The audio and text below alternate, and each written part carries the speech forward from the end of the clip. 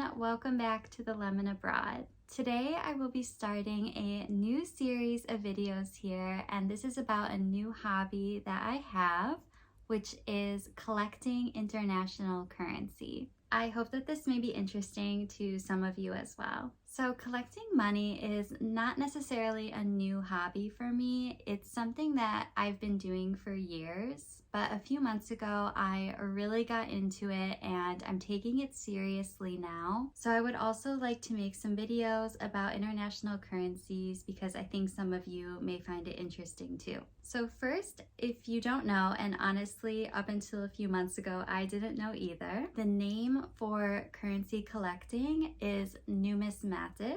And so if you are someone who collects currency, you are a numismatist. So I wanted to start checking out some different Instagram accounts and YouTube channels to see what other numismatists were up to. And I see that a lot of them have these really extensive collections. And I think for some people, they've even turned it into their work, buying and selling different currencies.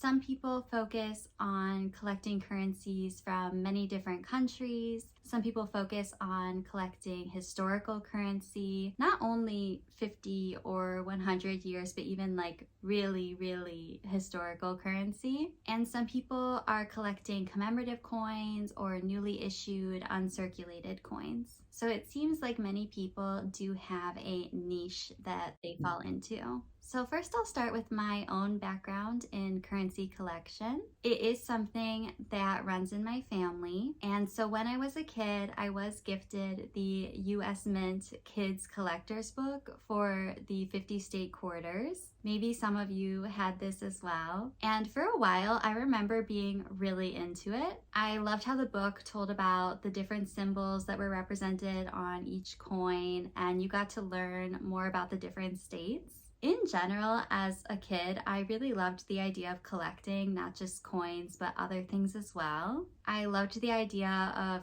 trying to find the missing pieces. I loved having something that you were taking care of, but also something that you were enjoying. It wasn't just for being put away. It was really to look at and learn about and have fun with. I really remember checking change when we would get it back, or going through jars of change that we would have sitting in our house looking for the quarters I needed. Now, sadly, I don't know exactly when, but at some point that book did get Marie Kondo'd, and I took out all the quarters and I don't have the book anymore. And this brings me to one point that I want to be mindful of as I start collecting again. And that is that I want to try not to be regretful. Obviously, I cannot go back in time and not throw the book away. I cannot go back in time and keep all the money that I had when I was traveling. Actually, when I was home, I did start searching for my 50 state quarters again. Obviously, it's a little more difficult now. It's harder to find them in good condition as they were when they were released, I think 20 years ago. So now it's more of a challenge to not only find the quarters, but to find them in decent condition. But I just have to look at it as a challenge. Likewise, when I was in university in Rome, I actually had started collecting the €1 coins. I think I had around 13 at one point, which is I think about half of them. And yeah, at some point, just being a college student, I needed the €13 more than I needed the coins sitting in my desk. So at some point I just spent them, and now I've started to collect the euro coins again. I think I have 4 or 5. Also now with the smaller euro coins, the 5, the 2, and the 1 cent, those are really hard to find now because people are just not using them as much. And I remember that I had a lot of them. But again, it's just another layer to the challenge. So trying not to think about what we had in the past and just moving on from where we are today. Over the years I've been collecting money. I have currency from almost every country that I've been to. Usually it's just a few bills or a few coins, something that maybe it had a design that I liked, and I did like having this array of different currency. But had I been seriously collecting at the time, I definitely would have more. Yeah, I'm just trying not to be regretful about that. And I'm just trying to really treasure the ones that I do have and that I did hang on to. You know, the reason I was keeping them wasn't because I wanted to assemble a collection. I wanted to have all the different denominations. It was because I wanted to have a souvenir. I wanted to have a memory. So that was really why I was hanging on to them. And so I just have to keep hold of that and be grateful for what I do have. So for example, I was recently in Hungary, and this was about 1 month before I just woke up one day with the spark to get back into currency collecting. And Hungary has really cool bills. I do have the lowest denomination bill. This is the 1000 forint, and this is the older series. And what's really funny is that I got the older series in change, and I was so mad because no one else would take it because the older series are not in circulation anymore. So people were telling me, oh, you'll need to go to a bank. And the 1000 forint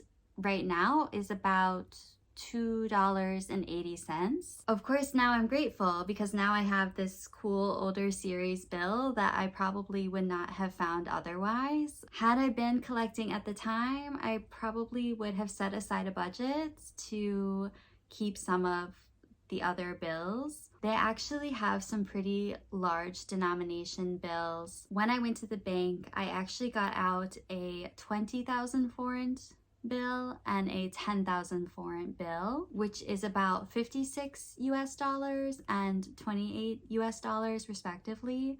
So that is a big budget to set aside just for currency collecting, but the way I'm going now, I might have done it because they were really cool. I do have pictures of them though, so that's something. So in my collection, I do have some extra currency. For example, I know I have some extra South Korean won. So I have a 1000 won bill that I put into my collection, and then I have 3 or 4 extras that either I just wasn't able to spend at the time, and you know, if I ever go back to South Korea one day, then I have some money to get started. 4,000 won is about $3 US, but you know, I could buy something at the airport before I get to go to a bank. So I do have some extra currency from some other countries like that. So another point that is important to me as I begin to collect seriously is to not become too obsessive. I really am a perfectionist.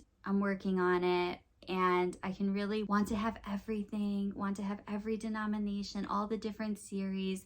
I could see how this could become a very obsessive hobby. It already has become a big part of my life. I look at change every day. When I come home, I see what coins I got. I take out my collection and look at it. You know, I'm into it, but also I have to realize that it's not possible to have everything. It's not possible to have every denomination and every series of every currency in the world that's ever existed. It's just not possible, and it would be so time consuming. And I think it's really important for me to keep this as something fun and enjoyable. And also, for example, right now, most of my currency came from my own travels. I do have some that friends or family gave me because they knew I would like them and they weren't interested in keeping them. So some of my collection does come from that, but even those are connected to the person who gave them to me. So whether they were a gift or whether they come from my own experiences, everything in my collection has a memory,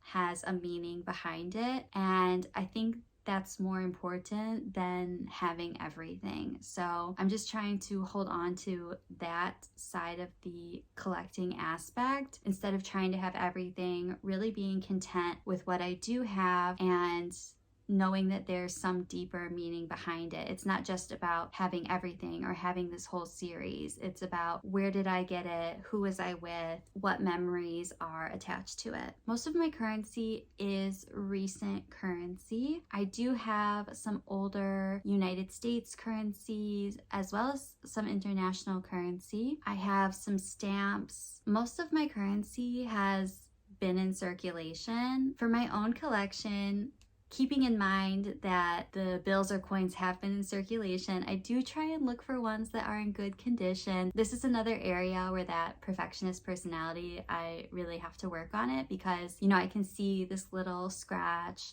or this little blemish on a coin and I can think, oh, I want to look for one that's perfect. But chances are you are not going to find maybe a better one, and it might just be easier to say, I have this one now, it's in my collection, and keep looking for the ones that you don't have. Because again, this is supposed to be, for me, something fun, not something that's going to stress me out even more or make me feel bad about not having the perfect one, because really, unless you're getting a brand new minted uncirculated coin, it's not going to be perfect. And these little blemishes do tell the story of the coin, so I'm working on it. So going off of all of that, just to sum up, I would say that collecting currency is still, it's a hobby for me, but I am taking it seriously. As you saw, I bought some organizers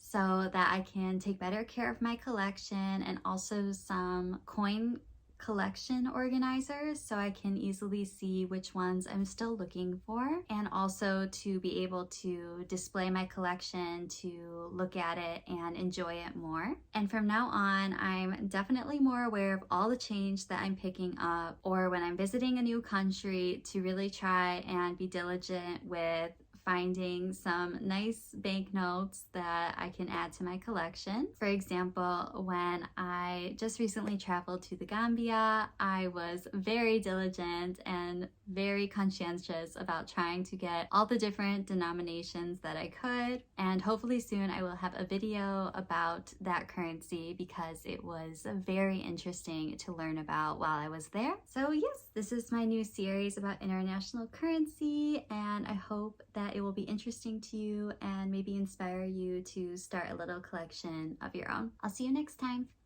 Ciao!